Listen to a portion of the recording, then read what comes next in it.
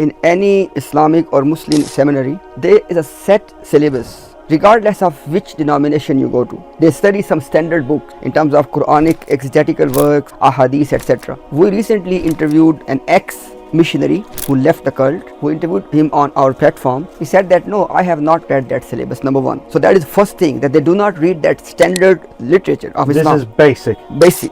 Very basic. Yeah. After that, whatever they read is, Declan, it's only revolving around one agenda, that we have to defend Mirza Ghulam Qadiani. So let's roam around the entire Islamic literature, try to find something. That's all they learn for their 7 years. And in terms of knowing Mirza Ghulam Qadiani, not me, that ex-missionary said. He said that what I learned about Mirza Ghulam Qadiani afterwards through my own research, that's how I came to know that who he was. But when I was for those years in the seminary, I did not learn that. Even to the missionaries, they give selective quotation. And he said that any of the missionary during that study in the seminary, if he is questioning something, he is being confrontational, he will be out of the class. They can't tolerate that. So this is who they are.